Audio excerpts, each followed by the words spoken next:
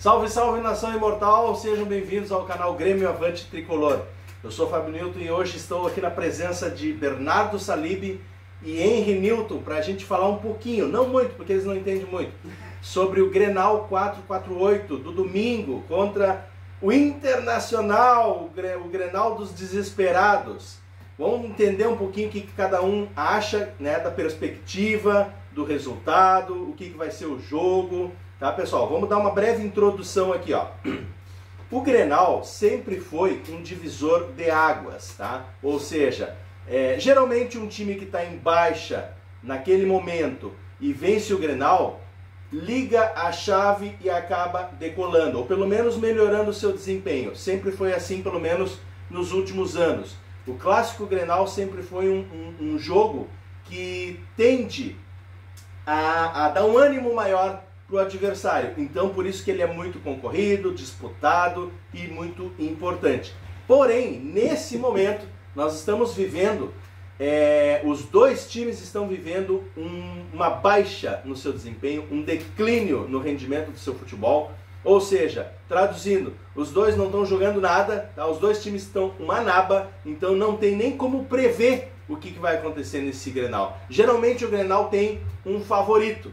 Dessa vez a gente não sabe dizer. A gente vai torcer pro Grêmio, evidentemente, mas a gente não tem certeza do que vai acontecer, né? A confiança está um pouquinho baixa. Talvez com as estreias aí das últimas contratações, o William, né, junto com o Arthur, o Edjar voltando a jogar bem, quem sabe aí é um fiozinho de esperança para quem sabe a gente possa ter um resultado positivo. Agora, o que é ter um resultado positivo? É vencer? Claro, mas será que o empate já não está bom?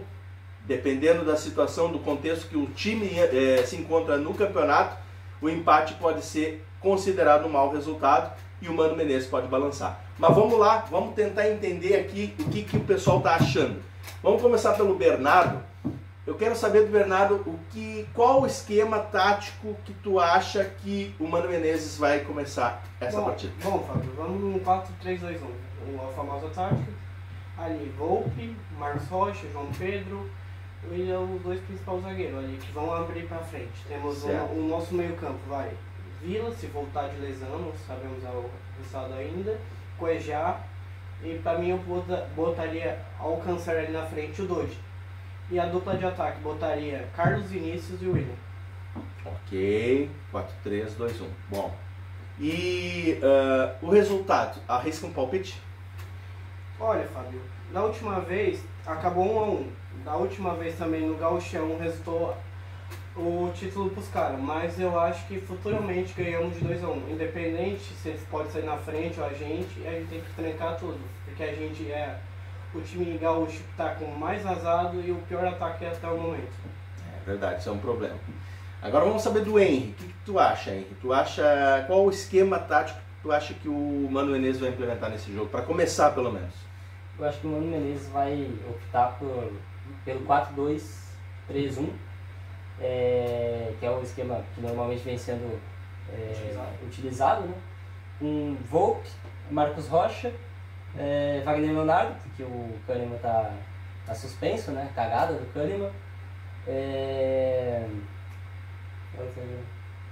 O Wagner Leonardo, né? No lugar do Kahneman. O Marlon, Noriega e Wagner Leonardo. O Marlon é o que tem. Eu acho que ele vai optar por começar com o Dodge, porque por mais que a torcida não seja tão fã do Dodge assim, o Dodge é um cara que se coloca ele para ficar no pé do Alan Patrick, que é um cara que costuma brilhar em Grenais, né? Mesmo estando em baixa, o Alan Patrick acende em Grenais, né? Mas eu acho que com o Dodge na volta dele, o Dodge só nele, só no Alan Patrick, eu acho que o Dodge incomoda muito o Alan Patrick. E eu acho que o Mano deve ver isso e acredito que vai começar com o Dodge, Arthur e Cuejar, um tripé de volantes, como foi utilizado nos últimos jogos. Não com o Arthur, mas foi utilizado o tripé de volantes. Acho que o Cristaldo talvez ele volte a jogar, porque no último jogo ele entrou, né? Sim. E o Mano Menezes acredita que com o Arthur o Cristaldo possa vir a desempenhar melhor. Aí o ataque é o Alisson, Kiko Oliveira e o Carlos Vinícius, né? Ou Bright White. Bright White tá fora da temporada. O Bright White se lesionou, né? Então é Carlos Vinícius, né? Não tem muito o que. É Alisson, Kiki, que também não é muita coisa, e o Carlos Vinícius. Algum palpite para o William entrar, fazer alguma diferença no jogo? É que o William é um cara, claro, né? Ele é muito bom, só que eu tenho aquele receio de jogador estrear em Grenal, né? Que o William, todo mundo sabe da qualidade dele, né? Já é um cara mais velho, cascudo, jogou por Europa, jogou no Chelsea, seleção brasileira, jogou 2 Copas do Mundo.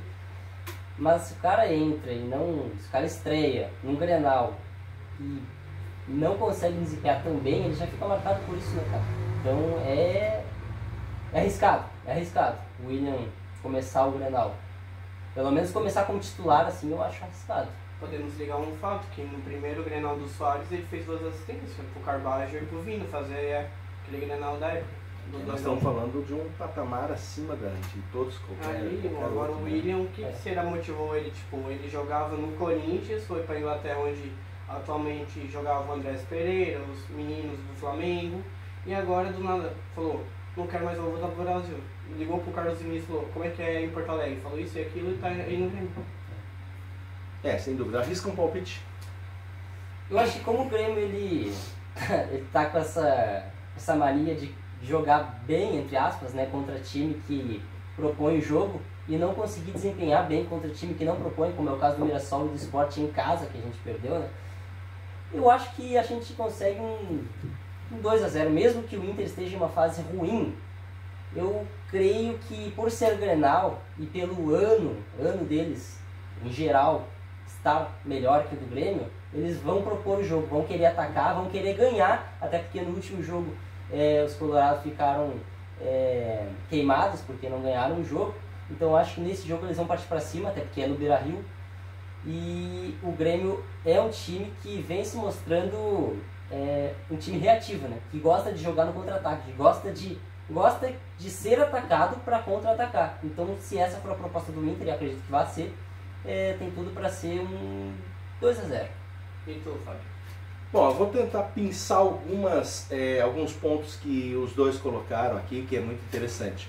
Primeiro, o Henry falou que o Grêmio tende a jogar melhor contra times que propõem o jogo. Inclusive, eu fiz um vídeo no canal, se vocês puderem ver, eu falo que realmente o Grêmio ele tem feito essa proposta, né, de ser um time mais defensivo. Inclusive, eu concordo que, tendo em vista os jogos que o Grêmio tem perdido, ele tem que ser um time mais defensivo, tentar jogar de uma forma mais reativa, porque o Grêmio carece de qualidade no meio-campo, por isso não consegue ter posse de bola, trabalhar melhor a jogada. O Grêmio não tem um camisa 10 articulador, um armador de jogada, um pensador, por isso que o Grêmio não tem jogadas. Então o Grêmio a melhor forma de jogar, e assim foi como ele ganhou do Atlético Mineiro fora, empatou contra o Flamengo fora, times que propõem o jogo, que vêm para cima, é jogar de forma defensiva e tentar jogar de forma reativa. O Inter tem essa característica de tentar jogar de uma forma mais propositiva, mas porém eles estão numa fase também que não estão se encontrando. Então assim, os dois times pode ser que um fique esperando pelo outro. Então o Inter, pelo fato de estar jogando em casa, pode tender a querer ter a iniciativa do jogo. Isso pode ser um fator positivo para o Grêmio, que tem jogado melhor dessa forma. Com relação ao esquema tático, eu acredito, tá? Ainda não tem escalação definida, mas eu acredito que o Grêmio vai jogar no 4-2-3-1. Ou seja, a linha de 4, como todos já sabem, o Marcos Rocha na direita, o Marlon na esquerda. O Kahneman foi suspenso e muito criticado por conta disso, porque no jogo contra o Mirassol, num lance em que já tinha sido definido pelo VAR, ele foi lá e começou a contestar o árbitro e tomou o cartão amarelo. Já tinha o terceiro, ficou suspenso para o Clássico Grenal. Esse é um dos defeitos do Kahneman, apesar de ser aguerrido e tal, mas ele às vezes não consegue pensar nas consequências das ações dele. Mas enfim, o Eric Noriega é o jogador que vai atuar pela direita, tem atuado bem, 2 jogos, confirmou a qualidade, né? E o Wagner Leonardo, que até então vinha jogando bem pela esquerda, teve um declínio quando foi deslocado para a direita, porque não é a posição original, normal dele. Volta então a jogar pelo lado esquerdo. Eu acredito que voltando o Wagner Leonardo a atuar pelo lado esquerdo, ele volte a jogar bem. E seria uma dupla de zaga interessante, Noriega e Wagner Leonardo. Na frente da zaga, protegendo a zaga, eu acredito que o Cuéllar seja esse primeiro volante, né, com o Arthur um pouco mais à frente, fazendo a segunda função. Seria o 4-2, né? O 2 seriam os dois volantes, o Cuéllar e o Arthur. A linha de 3, eu acredito que o Mano Menezes vai começar o jogo com o William, tá? Eu até entendo a questão do Henry que ele colocou, do receio da estreia num Grenal, que é um jogo pegado, é um jogo mais acirrado, né? Mas o William veio para jogar futebol, né? Ele tá aí, é um jogador importante, se espera muito dele, então eu acredito que ele já comece o clássico pelo lado esquerdo, mas não como um ponta exatamente, porque até então a gente não sabe qual é o nível de intensidade de condição física do William. Então eu acredito que ele vai jogar pelo lado esquerdo, mas um pouquinho mais recuado, compondo o meio de campo com o Cristaldo. Acredito que o Cristaldo comece o jogo, tá? Apesar de ter lido hoje algumas notícias de que o treinamento de hoje foi com Edenilson, tá? Então o Edenilson pode surgir aí começando o jogo nessa função centralizada, fazendo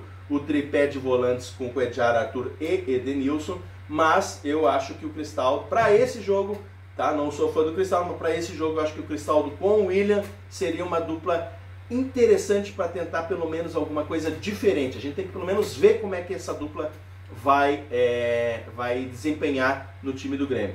Pelo lado direito, o Alisson, tá? O Kiki Oliveira não tem desempenhado bem. Também li que o Kiki treinou hoje no time titular. Eu não sei se tem alguma situação com o Alisson ou se o William não vai começar, mas o Kiki Oliveira treinou no time titular, né? Pelo menos uma parte do treinamento.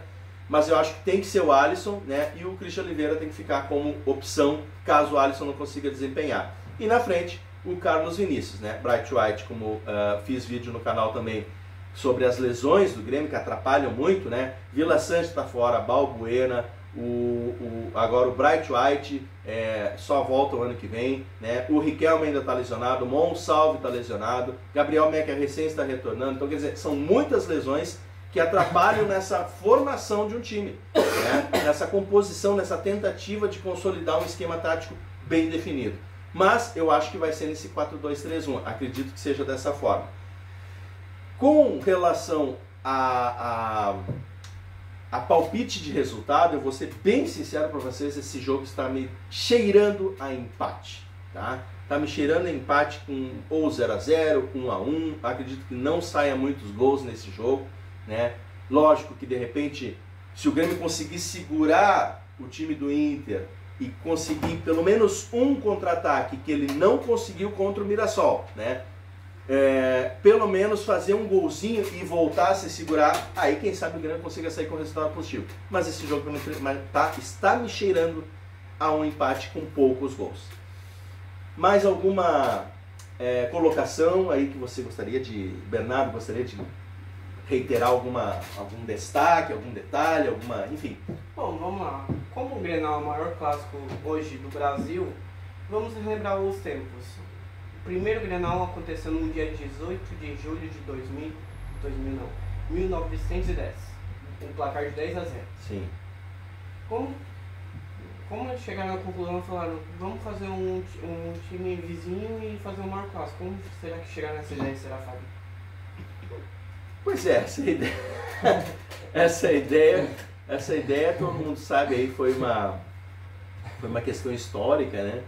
Que o pessoal, questão de sócios que não puderam participar do clube, enfim, aí foram lá e fundaram outro clube, né? E aí, mas assim, graças a esse outro clube, hoje essa rivalidade é tão importante, é tão acirrada, né? Porque se não tivesse outro clube porque a qualidade se busca quando você tem um rival, né? Uma concorrência para que você sempre tente ser melhor do que ele. Então a rivalidade nasceu dessa concorrência aí, histórica, né?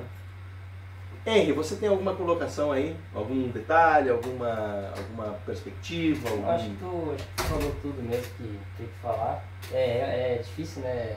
A gente tá esperançoso quando a gente olha pro camisa 10, assim, tem Cristal, o Edenilson, né? O meia boca com meia tigela, né? Então é complicado, né? Tinha o Riquelme, mas agora o Riquelme tá lesionado. Mas mesmo que não tivesse lesionado, ele não estava jogando de titular, né? O Mano Menezes estava optando pelo Edenilson. Então é complicado mesmo ver a necessidade de um camisa 10, né? Mas ainda assim estou esperançoso. Talvez o Mano consiga, por um milagre, reacender o futebol do Cristaldo, jogando com o Arthur, com o William, né? Pela ponta. Mas vamos ver isso aí. E eu ainda estou esperançoso pelo fato do Grêmio conseguir jogar com times que propõem. E acho que por ser Grenal também todo mundo vai dar o triplo em campo, né?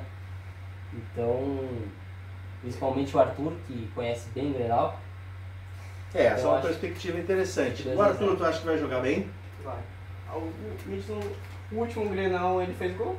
É que o Arthur agora no retorno dele ali, né, tipo assim, ele mesmo disse no jogo no pós-jogo ali na entrevista que fazia tempo que não jogava 90 minutos e o condicionamento físico acabou pesando um pouco. Então, no jogo contra o Mirassol ele teve ali alguns erros de passe, posicionamento, né, começou na primeira função, depois ele inverteu com o Cuéllar. Então aí melhorou um pouquinho, entendeu? Mas a gente nota ali, a gente percebe que ainda tem qualidade, né? No Arthur, acredito que ele vai agregar muito ainda, né? O Cuéllar voltou a jogar depois de longo tempo, aí, tentando adquirir o condicionamento físico ideal. Eu acredito que essa dupla vai render bastante. Com relação ao Dodi, que é onde vocês citaram aqui, eu preciso dizer uma coisa. O Dodi, para mim, é um jogador subestimado, tá? Tem uma grande parcela da torcida que não gosta dele, ou que não vê nele toda essa pompa. Realmente o Dodi não é um jogador assim com um nome de destaque, mas eu vejo no Dodi um jogador que é aquele operário, tá? Que faz com muito esforço e até um certo ponto com uma qualidade tática muito boa, porque ele realmente cumpre as funções que são determinadas para ele. Na questão da marcação, por exemplo, ele é aquela formiguinha que está sempre encarnada no jogador adversário, entendeu? Ele é baixinho, tem gente que acha que volante baixinho não serve e tal. Eu discordo, eu acho que volante não tem estatura. Para mim, volante tem que jogar bem, tem que jogar futebol, tem que saber marcar, tem que saber sair pro jogo, né? O Arthur não tem uma estatura alta e é um bom jogador, tem um bom passe, tem uma boa posse de bola, enfim. Então, assim, o Dodi, se iniciar o Dodi, acredito que seja para realmente para essa função de marcação do Alan Patrick, tentar anular o Alan Patrick para que ele não consiga pensar o jogo. Mas não sei se está com cara do Dodi começar. Acredito que vai ser mesmo Arthur, Cuéllar, talvez o Edenilson para tentar segurar mais na frente, ou o Cristaldo para tentar criar alguma coisa. Talvez o Noriega faz assim, ó, o Grêmio tira o Noriega, põe lá na volância, como é a posição de origem dele, botar ele ali mais o quarto volante. Faria alguma diferença? Eu acho que a questão... Vamos supor aqui, ó, eu vou tirar as cartas aqui na mesa. Dodi, Cristaldo, o Arthur, e chegou o segundo tempo, o Mano falou, Noriega, sobe lá pra volância. Eu acho assim, o Noriega no jogo contra o Flamengo, ele foi substituído, aliás, ele não foi substituído, ele subiu, ele foi deslocado para a função de volante e ele cumpriu muito bem também essa função, demonstrou qualidade, saída de bola, né, um domínio ali, aquela presença no meio campo. Ele mostrou que tem qualidade de volante também, tá? Não só de zagueiro. Mas eu acho que assim, se o Grêmio começar a preencher demais com volantes, o Grêmio vai carecer de abastecimento no ataque. Então talvez seja um risco, a não ser que isso seja uma situação no decorrer do jogo que o Grêmio já tenha feito um gol, por exemplo, esteja 1-0, e aí para tentar segurar, eu sei que tem gente que não gosta desse termo, né, porque chama o adversário para cima, mas tendo em vista a situação, o atual ritmo de desempenho do time do Grêmio, é uma opção. De repente coloca o Gustavo Martins, que retornou de lesão, bota ali ao lado do Wagner Leonardo e empurra o Noriega mais para o meio campo, para fazer uma terceira função de volante, ou quarta função, dependendo da situação, para tentar segurar, porque daí você vai ter ali seja o Cuéllar ou seja o Todi, para fazer uma função mais de marcação, e o Arthur e o Noriega para tentar fazer uma função mais de saída e de conexão com o ataque. Eu acho um pouco improvável que isso aconteça, mas não podemos descartar essa opção. É meio contra-intuitivo, né? Mas o ideal é que eles ataquem, que eles proponham um jogo, né? O ideal é que a gente não propõe o jogo, é que eles propõem o jogo. Esse é o... Tipo assim, tem que torcer para eles ir pro Roger, né? Ir com uma tática, pro estilo de jogo ofensivo contra o Grêmio. Que é assim que o Grêmio joga hoje, né? Eu não gosto desse estilo, mas se é assim que o Grêmio pode ganhar um jogo, tem que torcer para isso, né? É verdade. Inclusive, a gente espera que o Inter venha para cima e a gente consiga se defender bem e, na reatividade, conseguir um contra-ataque para tentar fazer um gol e tentar levar, assim, até o fim. Bom, pessoal, é um jogo dos desesperados, tá? É um jogo, como eu disse, o Clássico Grenal normalmente, até um tempo atrás, era um divisor de águas, mas o Clássico Grenal também sempre evidenciou uma gangorra, né, dos times do Rio Grande do Sul, Internacional e o Grêmio, porque sempre um estava melhor e o outro mais embaixo. Quando um ganha o Clássico Grenal, tende a melhorar, mas hoje os dois estão numa situação bem de desempenho baixo, né? Os dois estão com os seus treinadores aí balançando, né? O Grêmio consegue jogar um jogo bem, daqui um pouco no outro jogo já não consegue desempenhar da mesma forma. O Internacional também não está desempenhando bem, o treinador deles está balançando, não se sabe o problema é que também, assim, a falta de opções no mercado segura esses dois treinadores, que se tivesse mais opções eu acredito que os dois já teriam sido substituídos, demitidos, trocados, enfim. Mas hoje eu diria que o Grenal 448 é o clássico dos desesperados, porque os dois estão numa situação ruim, os dois treinadores estão na corda bamba, e eu acho que pode sim definir a derrubada de um treinador, seja para um lado ou seja para o outro, dependendo da forma como um ou outro perder. Se for uma derrota com resultado magro, sem aquele volume de jogo muito maior de um time ou de outro, talvez se mantenha a mesma coisa. Agora, se for um volume de jogo maior, um resultado um pouco mais elástico, de 2-0 para cima, aí pode sim, como consequência, ter a queda de alguns dos treinadores. Ok? Essa é a minha opinião. Pessoal, eu agradeço aqui o Henry Newton, agradeço o Bernardo pela participação, pela opinião deles, né, a respeito do Clássico Grenal 448 no domingo. Vamos torcer para que tudo dê certo, né? Vamos vibrar, vamos sofrer, principalmente, porque é o que tem acontecido nos últimos jogos do Grêmio, mas é o que nos resta. Pessoal, por hoje é isso. Se vocês estão gostando dos conteúdos, eu peço que vocês se inscrevam no canal, comentem, compartilhem o vídeo, deixem o seu like e comentem o que vocês acham. Vai dar Grêmio, vai dar empate, vai ser 1-0, 2-0, deixa o palpite nos comentários e vamos debater. Feito? Obrigado e até a próxima.